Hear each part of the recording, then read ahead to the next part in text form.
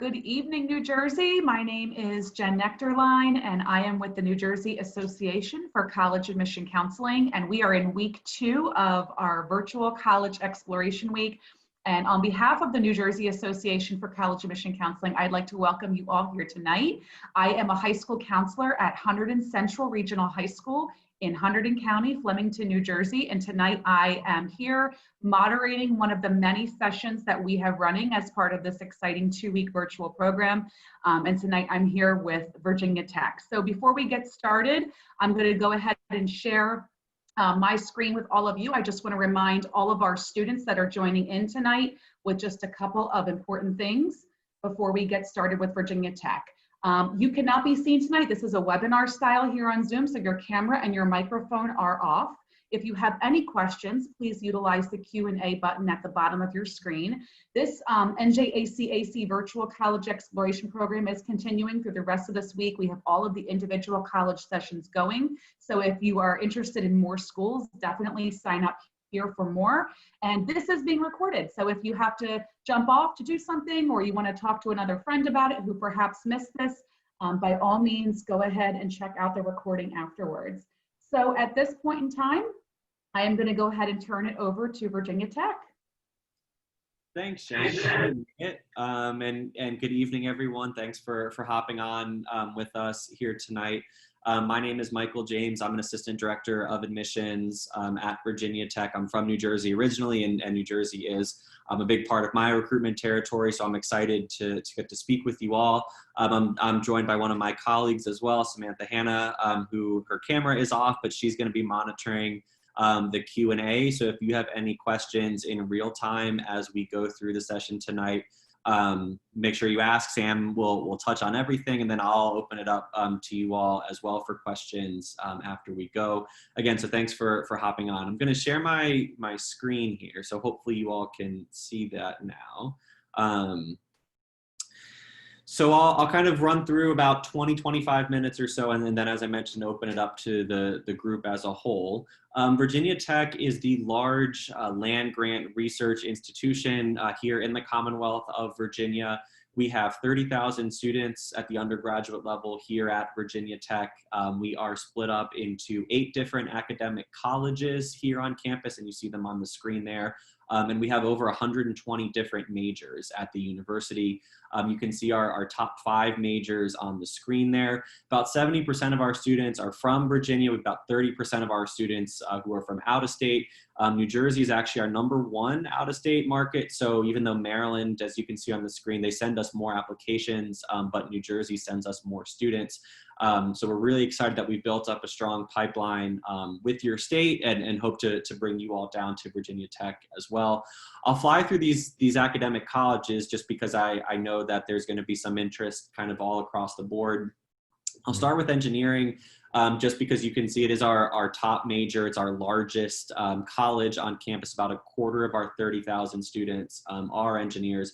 We have 15 different engineering majors at Virginia Tech, and we're ranked 13th in the country for engineering. The way that it works here is you come to Virginia Tech as a general engineer. So even if you're thinking about aerospace or mechanical or ocean or whatever, you'll start in general engineering. And then if you get a 3.0 GPA your first year on campus, you'll automatically be accepted into your top engineering choice as a sophomore. The only exception to that is actually our biomedical engineering track. They are our newest engineering major. And as they kind of go through the accreditation process and hiring faculty and all that, they're trying to keep classes small, especially because it is so popular. They want to make sure they're not compromising the quality of education. So biomedical engineers only bring in about 40 students per year. But again, aside from that, your top engineering choice will be achieved starting your sophomore year on campus. I'll then move to our College of Liberal Arts and Human Sciences because they're our largest college on campus in terms of number of majors. They have over 30 different programs there. I was a history major in undergrad, so that's my college, but you'll also find some other cool programs as well. So national security and foreign affairs, international studies. One of our newest majors is sports media and analytics, and we're really excited to have that major on board. All of our foreign language majors are there as well. So Arabic is our newest foreign language, but we also have Spanish and French and Russian and Some really cool programs as far as that goes. Our sociology program is here. Our fashion, merchandising, and design program is in the College of Liberal Arts and Human Sciences. So again, even though tech is in our name, Virginia Tech, we do have strong programs that are outside of those fields, and liberal arts, you're really going to find those. I'll move to our Pamplin College of Business. They're ranked in the top 40 in the country. They're really excited because currently their building is right in the middle of Drillfield, the center of campus. But next fall, as part of our new Creativity and Innovation District, we're building the Global Business and Analytics Complex, and that building is set to open. So Pamplin will have 2 facilities on campus. We have the more math-intensive business majors like finance and accounting. We also have business information technology, which is a blend between computer science and business. And then we have business programs that are kind of the more social businesses, so marketing, management, and then a hospitality and tourism management program that's ranked in the top 10 globally. It's really an excellent program. It's the only program on campus where you have to complete an internship in order to graduate, so 400 hours of work experience in HTM. That's a really signature program for us. And then I'll kind of work my way back to the top and go alphabetically. Our College of Agriculture and Life Sciences, goes back to our roots. We were founded as an ag school in 1872. So if you're thinking about going into pre-vet, we have an animal and poultry science and dairy science major where you get to work with animals from pretty much day one on our campus. If you're thinking on the more kind of life science route and physical therapy or sports medicine or athletic training, if those are of interest to you, we have a human nutrition, food, and exercise science major. That's really popular as well. College of Architecture and Urban Studies is strong. Architecture is top 5 in the US for us, and it's a 5-year program at Virginia Tech. You don't have to have a portfolio to be admitted to architecture, but you do have to have a couple in order to graduate. You're also going to find some of our more niche programs that are, architecture related. So you'll find smart and sustainable cities, environmental policy and planning, and building construction in that college. Our interior design major is housed in architecture and urban studies, as is industrial design. Our School of Visual Arts is in that college as well. So if you're thinking about art history or graphic design, that's going to be your college there. Continuing to move down the list, our College of Natural Resources and Environment's been ranked #1 in the country for the last few years by USA Today. We're in the mountains here in Southwest Virginia. We're at about 2,000 feet elevation with Jefferson National Forest around us. The Appalachian Trail is pretty close to us. A couple state parks. Shenandoah National Park isn't too far from us. And the huge advantage for that is if you're thinking about an outdoor science, like really hands-on research in the field, like actual, field experience, you can get that at Virginia Tech because of our location. So if you're thinking about, environmental conservation and society, environmental resource management, geography, forestry, our meteorology students actually go storm chasing on the Great Plains every year, but the National Weather Service operates a weather facility on our campus. So really cool programs, again, that allow you to get outside and take advantage of our location in that college. Our College of Science, all the lab sciences I haven't touched on so far, so biology, chemistry, neuroscience. Our psychology program is actually housed in the College of Science. It's not a liberal art with us. It's very research intensive. So it's going to be in the College of Science. That's where you're also going to find a lot of our pre-med students as well in that college. You can see that we do have the Virginia Tech Quillian School of Medicine. So that's our med school. And at the pre-med level, we're working with you to get applications not just to our med school, but to med schools across the country. If anything I've mentioned so far is not of particular interest, you don't know exactly what you want to do, and with 120 majors, it does sound a little overwhelming. You also have the option to come to Virginia Tech in a couple of undecided different paths. So if you want to be a business student, but you don't know accounting or marketing, you're not sure, you can come in as business undecided. Same thing in all of our other colleges. You can come as liberal arts undecided, architecture undecided, etc. That's a huge advantage because you're already in that college, but you're not committed to a major. The one that you'll see on the screen there, University Studies, I don't recommend that. It's actually the most competitive program for admission at Virginia Tech, even more than engineering. So even though it is, the flexibility of being undecided across the university is nice, it's so hard to get into that I don't really under any circumstances recommend that you apply to University Studies. I would rather you pick an undecided option in one of the academic colleges.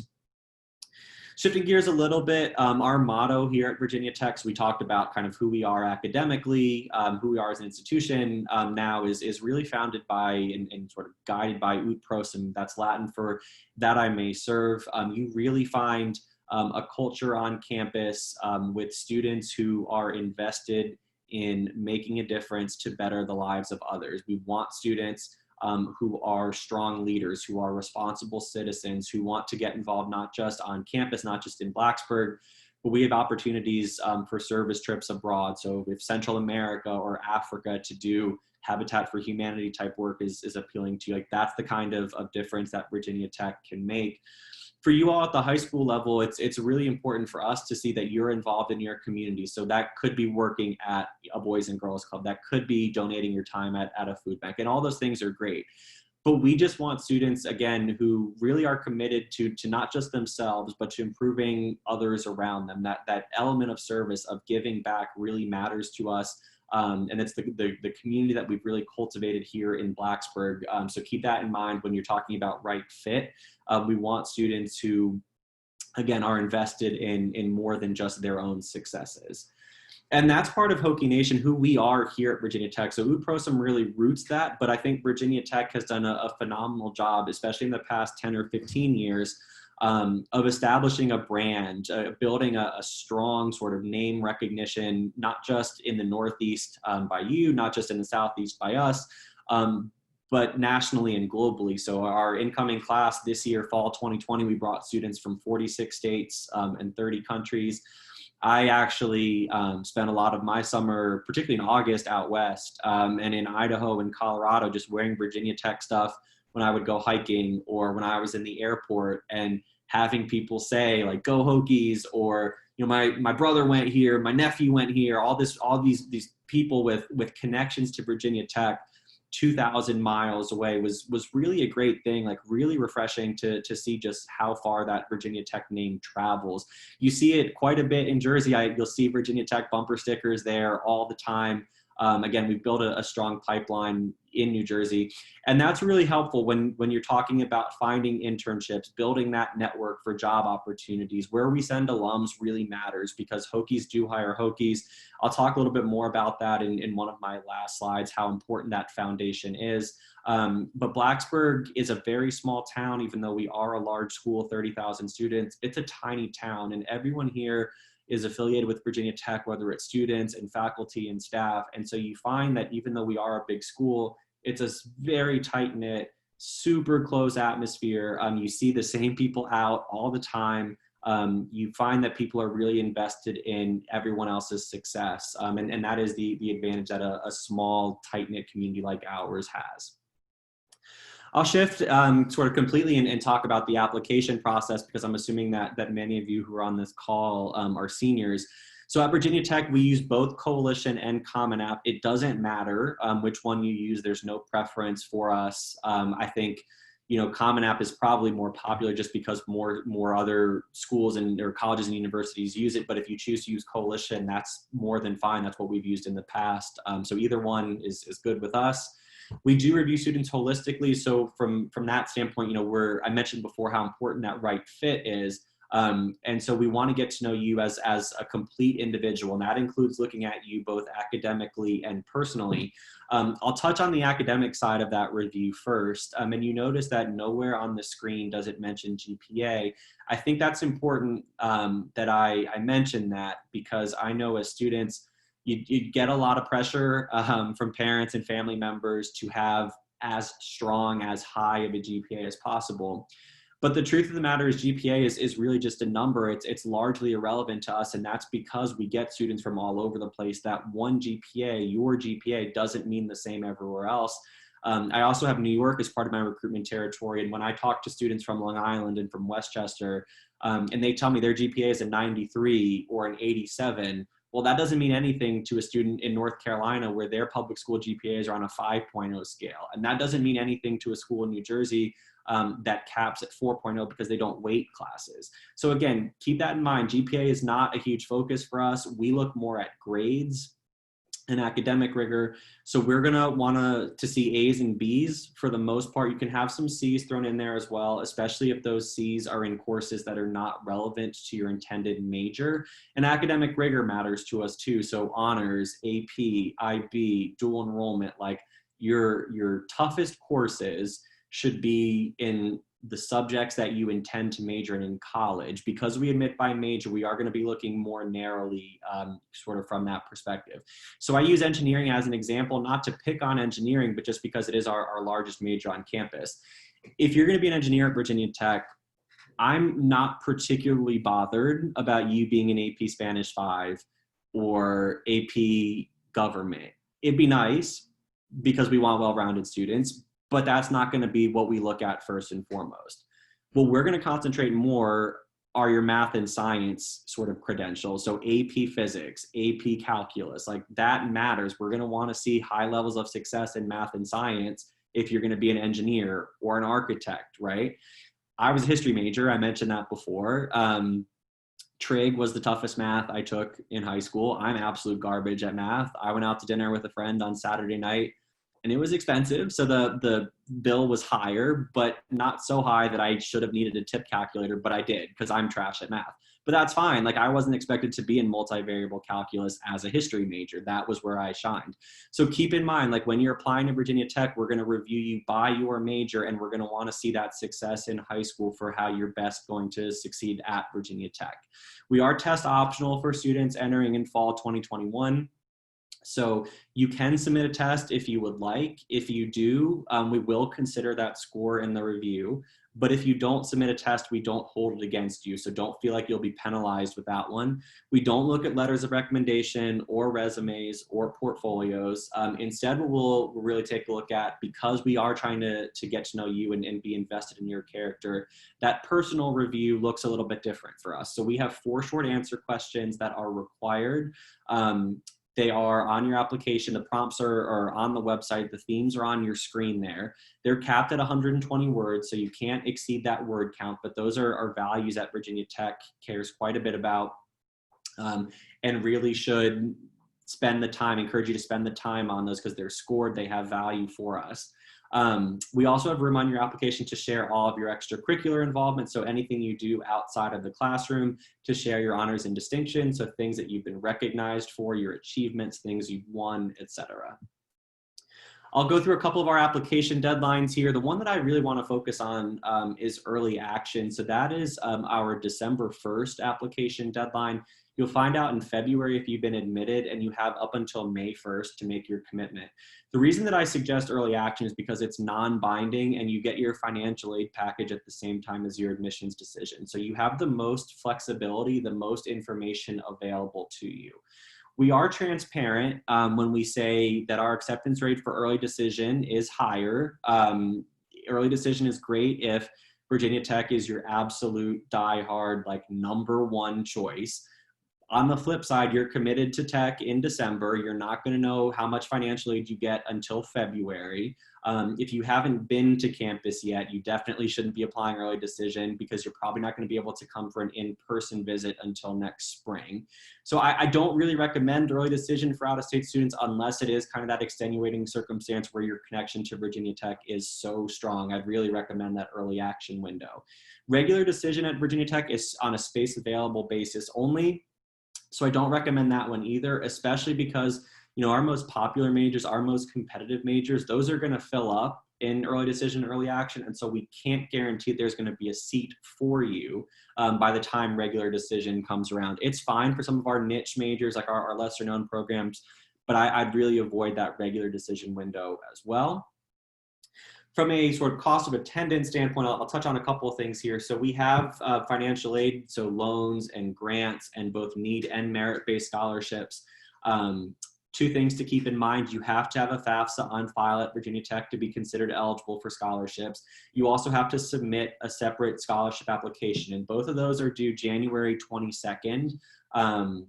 So just by applying for admission to Virginia Tech, you're not automatically considered eligible for scholarships. So again, FAFSA and a scholarship application have to be submitted. For you all as out-of-state students, you're looking at right around 42,000. So that's our tuition and fees and room and board for students who entered this year, fall 2020. It can fluctuate a little bit, and here's why.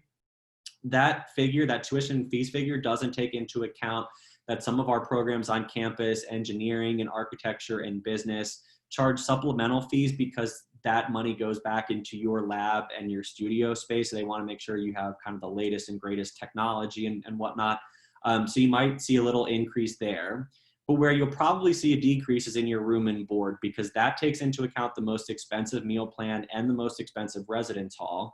And the vast majority of our sophomores, juniors, and seniors at Virginia Tech actually live off campus, because the cost of living in Blacksburg is a lot cheaper than what Virginia Tech charges for room and board. So by the time you move off campus, you're going to save a few $1,000s a year. And obviously that's helpful as an out-of-state student when you're trying to save any money that you can. So again, use that 42,000 kind of as a ballpark. Don't quote that exactly, but there could be some fluctuation sort of on the higher end or the lower end, depending on your unique circumstances. A couple of sort of last things from me. I mentioned that cost really matters, right? And Hokie Nation and that sort of professional side of things. Well, Virginia Tech, as you're preparing to make an investment to go out of state to college, you have to think about how can that university sort of return that. Virginia Tech provides a really strong foundation, I think, for students to succeed, not just while they're here in Blacksburg, but for life, after graduation.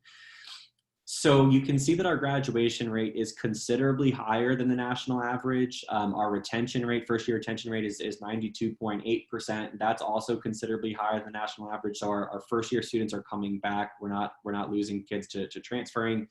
90% of our students also do either undergraduate research, an internship, or a co-op during their time at Virginia Tech.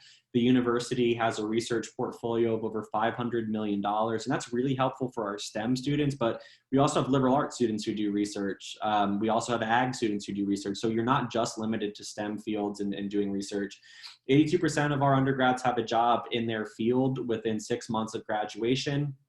That our average starting salary is actually ticked up a little bit. It's $62,000 a year.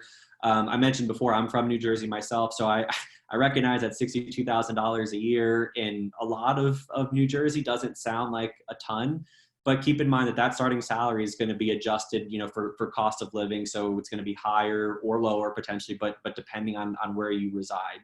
And the truth of the matter is that when you're 22 years old and have a bachelor's degree, $62,000 a year in most of the country is a pretty solid starting income. Like, that's going to allow you to live pretty well in the vast majority of places. Again, not everywhere in New Jersey, and we get that, but in general, that starting salary does provide a strong foundation.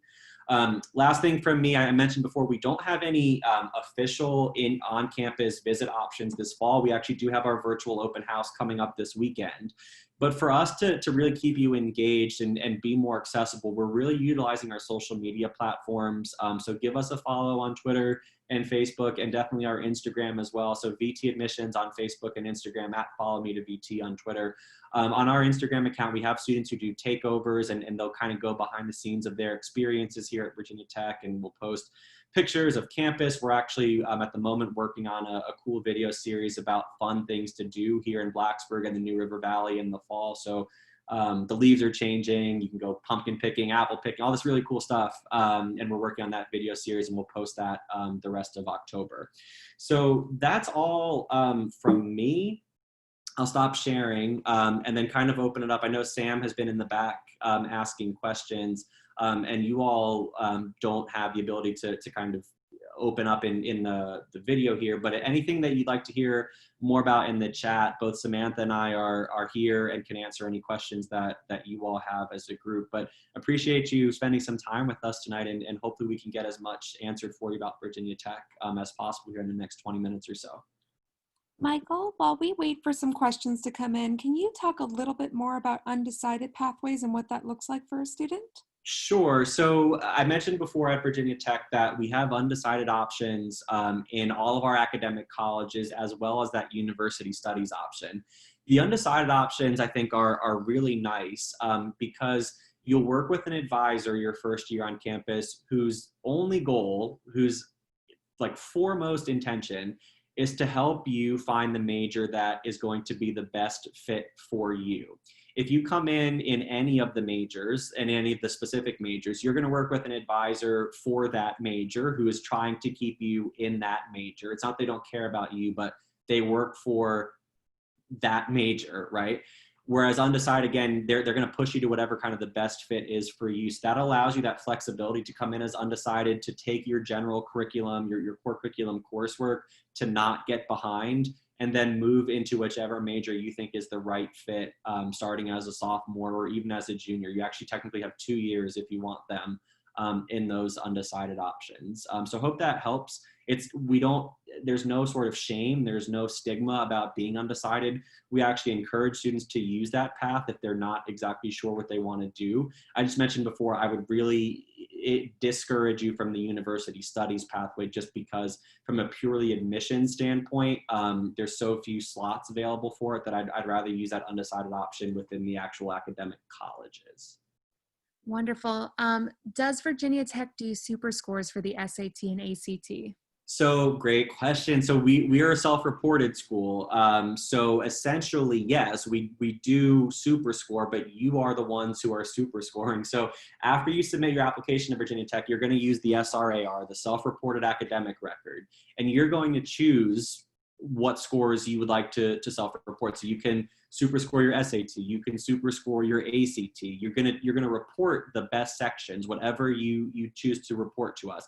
Keep in mind, if you do super score, then if you commit to Virginia Tech, then next summer you're gonna have to send us all those official test scores to make sure that we see how you super scored it. But yes, we do absolutely accept super scoring as part of our application process. Wonderful. Thanks, Michael. So we have a lot of questions coming in. I'm just going to feed them to you one by one, but keep that in mind. We had some students who have asked if we can go back to the slide for the admissions process. I'm assuming they said, can you go back to what is looked at? Oh, sorry, sorry about that. Never mind. Can you tell us what we're really focusing on for the admissions process?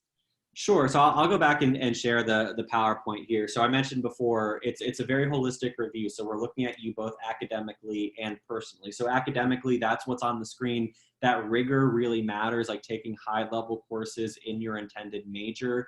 A's and B's for the most part in school. Can have a couple C's. Again, if you're an engineer, don't have a C in physics. You can maybe have a C in history thrown in there, but don't have that be in a physics or calculus class. So that's important to us from an academic standpoint. And then personally, again, those 4 short answers, we score them. So there's quantitative value on those. And then your extracurricular involvement matters quite a bit to us as well. I mentioned before how active I think students here at Virginia Tech are. We have 900 clubs on campus. So many different ways to get involved here in the community, so many things to do outside of campus, just recreationally. So we want students who are going to be successful, not just in the classroom, but have a lot to give to the community, the town of Blacksburg as well. So that personal side really matters to us quite a bit as well. As an engineering student, how difficult is it to double major? So we do have engineers who double major in the College of Engineering, but engineering as a whole, they have so many credits that specifically have to come from the College of Engineering. They don't have a lot of room for electives. They don't have a lot of room for classes outside of engineering, that it's tough unless your double major is going to be in something very relevant. So I could see someone being an aerospace engineering major and a physics minor, right? Or a computer science major and a business information technology minor. But it's hard if you're going to do something very, very different. Like we're not going to have a lot of electrical engineering majors who are fashion design mind. So the disciplines, if they are relevant and they're in engineering, they're similar. I think that's possible. But the further apart they are, it's tougher to be a double major just because of how rigorous engineering is as a whole. I'd also add that it's usually advised that students don't double major in their freshman year as general engineers. It's usually suggested if you're going to go down that path that you do it once you've declared your specific engineering major. So the next question, Michael, is So for a student who came to America as a sophomore, do they need to submit any English proficiency test, and would a Duolingo test count? We don't accept Duolingo, but if you have come to America as a sophomore, your English proficiency, your English proficiency is sort of proven through high school. If you're wanting to submit either an SAT or an ACT score, we can use the verbal or the English section on that to prove proficiency. But otherwise, no, you don't have to submit an English like an actual English proficiency test. Like you don't have to do a TOEFL, you don't have to do an IELTS if you attended high school here in the U.S. And just to add to that, because we had a student, before I get to the other questions here, who said if they are a U.S. citizen, but they might be attending a school outside the U.S., is the application process different for them? It looks a little bit differently. So instead of doing the self-reported academic record, you actually have to submit your transcript from the high school that you attended overseas. So whether it's for 1 year or 2 years, 3, like you're going to actually have to submit that transcript to us. You can do the self-reported academic record for your record here in the U.S. at the high school that you attended here in New Jersey. But you do have to submit the transcript from overseas. Sam, if you want to in the chat, throw Tyler's contact info in there as well. If you could do that, that'd be helpful too. I can definitely do it if somebody writes to me real quick about that. If someone would ask, what's Tyler's email, that would be awesome. So the next question is, can you talk a little bit more about the PreVet course? So PreVet it's not a major, right? Like it's a track that you're going to declare once you get to Virginia Tech. You'll work on a sort of a PreVet with PreVet advising to sort of add that. Let me pull up a little bit more information sort of specifically about that program. Again, I mentioned before the nice thing is you get to work with animals pretty early on during your time at Virginia Tech. I think the nice thing for us is here in Blacksburg, we have the Virginia Maryland College of Veterinary Medicine. And if you do pre-vet with us, it does, I think, increase your chances of getting into vet school because particularly our dairy science major, they have an almost a guarantee where if you major in dairy science, you'll at least get an interview at this vet school. It's guaranteed that you will, and that's not the case at all the other vet schools in the country. There's only 30 of them, but you definitely would get an interview with the vet school that's here. So that's really helpful. Animal and poultry sciences, they have that pre-vet option as well, and they can do like a species emphasis. So you can work specifically with either equine or poultry or livestock or companion animals. So that's really nice. You can do pre-vet and then also pick like a specific type of animal that you are working with as well. Again, it's not a major, it's a track that you're going to work on with an advisor to make sure that you satisfy all of the requirements, but dairy science and animal and poultry science tend to be the common majors for that track. Wonderful. And also thank you to Kevin who asked me the question about Tyler's email.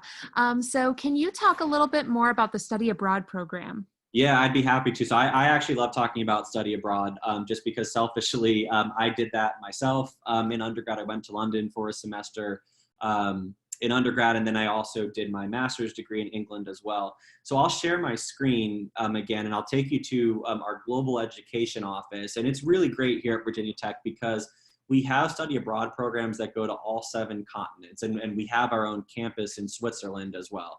So the Global Education Office allows you to do a program search, and it's a really, really great resource. And I'll drop that link in the chat here afterwards.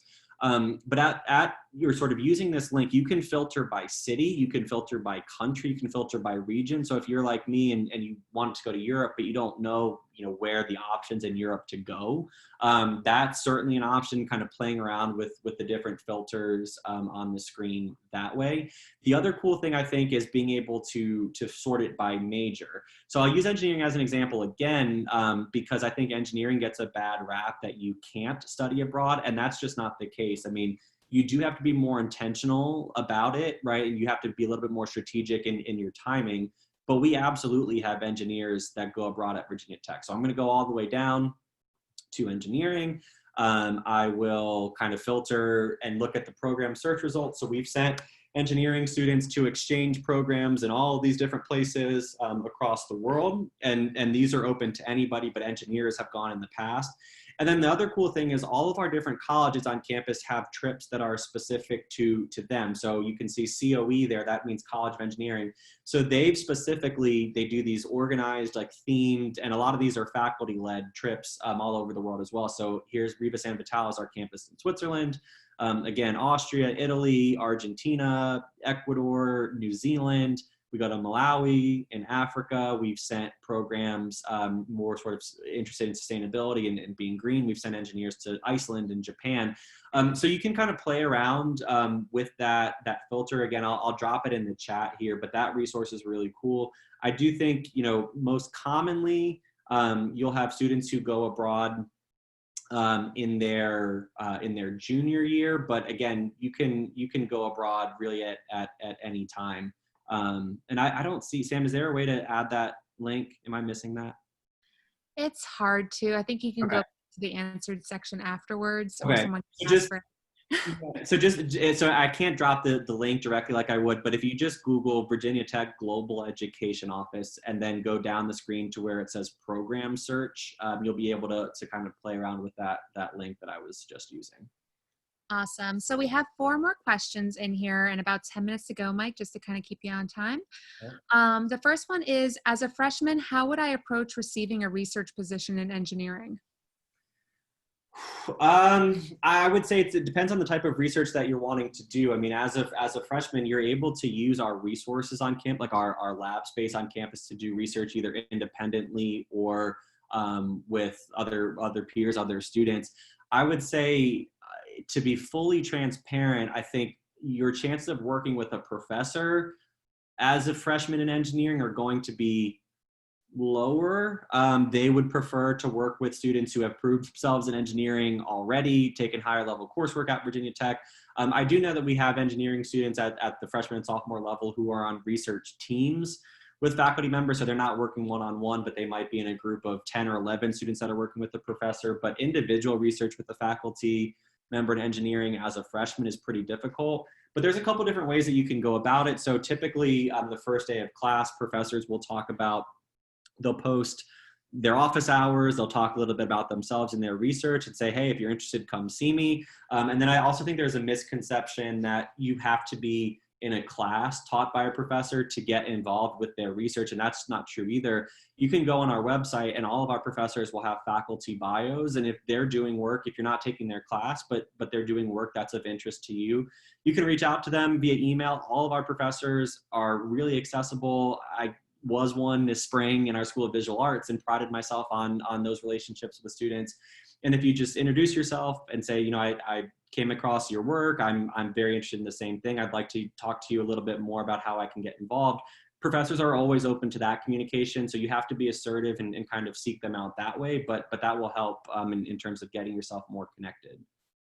I'd also add that there's a lot of labs for engineers on campus that you guys can utilize even as freshmen. So look for those opportunities. So as a double major, this one's a good one, Michael. Can I do civil engineering and architecture? There's a lot of sort of overlapping curriculum between the two that I don't really see a need. Those are the 2 most rigorous programs on campus. Architecture already is a 5-year program, so to double major in those things, especially when they already kind of overlap, like I don't know why you would.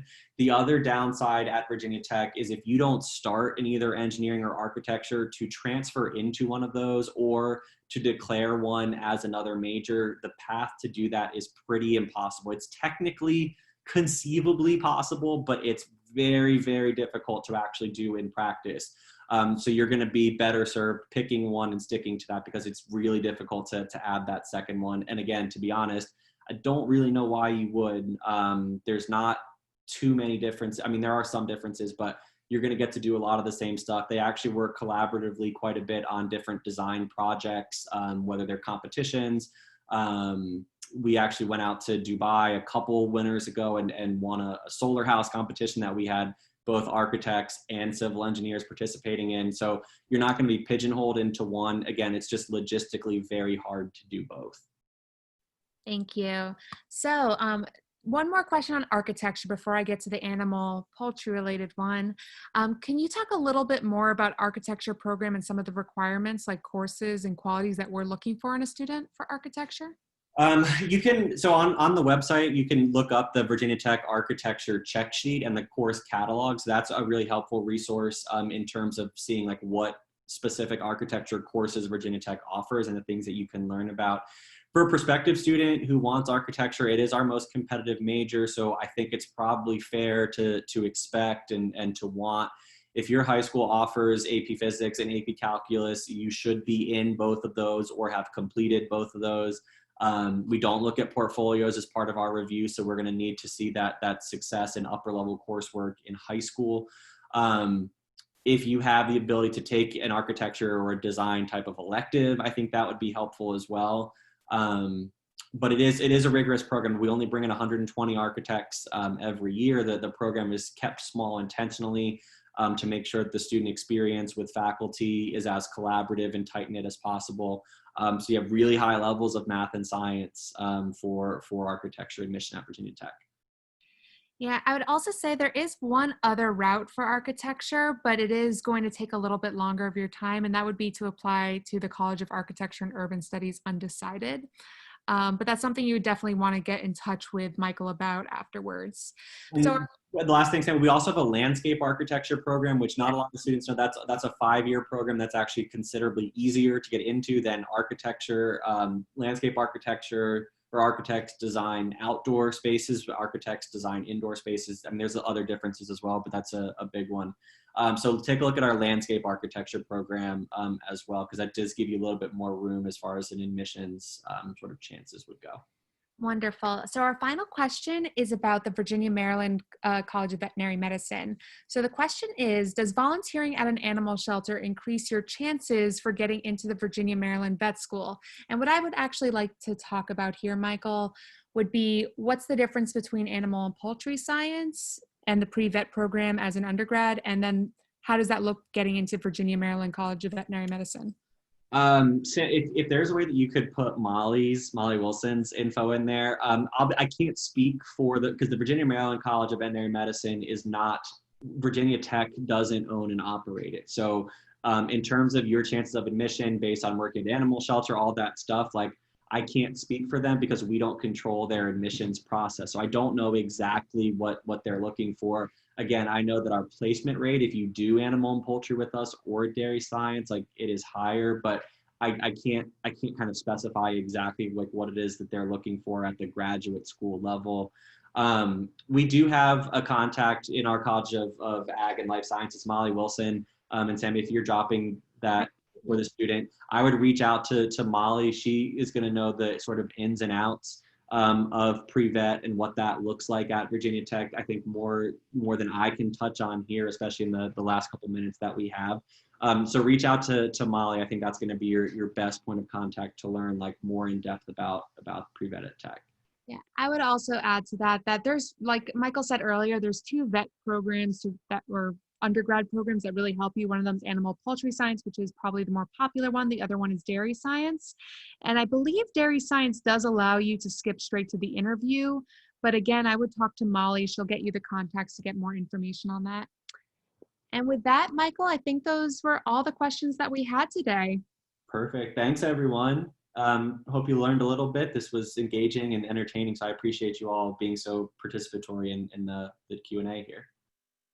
Awesome. Thank you. Thank you so much, Michael and Samantha from Virginia Tech. Again, those of you that might have tuned in late, I'm from New Jersey. ACAC was behind the scenes here helping to moderate our one of our many sessions we've been running during New Jersey's Virtual College Exploration Week. And it's just great to see so many of you on here interested in Virginia Tech. So I'm just going to go ahead and share one final piece for all of our students tuning in.